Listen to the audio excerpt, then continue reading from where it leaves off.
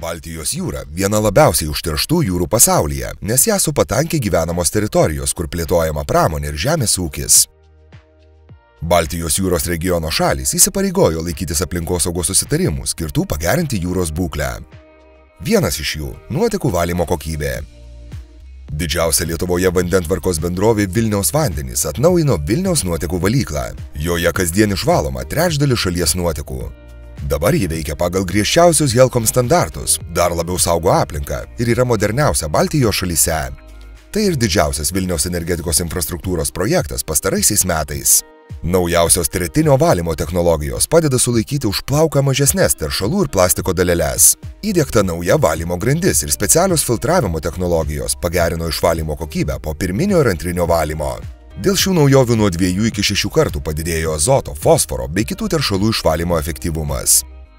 Po rekonstrukcijos valyklos pajėgumai padidėjo trečdaliu. Per metus čia išvaloma daugiau nei 1000 tonų atliekų. Valykla veikia žiedinės ekonomikos principu. Iš valymo metu surinkto dumblo išgaunamos žaliosios biodujos. Iš jų Vilniaus vandenys pasigamina 1/4 veiklai reikalingos elektros energijos. Ir tai dar ne pabaiga. Valykloje bus įdiegtas dirbtinis intelektas. Taip pat ruošiamasi statyti dumblo monodeginimo gamyklą. Joje bus gaminama dar daugiau elektros energijos, o iš pelenų atgaunamas fosforas. Visa tai tam, kad mūsų aplinkoje būtų mažiau teršalų, o Neris ir Baltijos jūra švaresnės.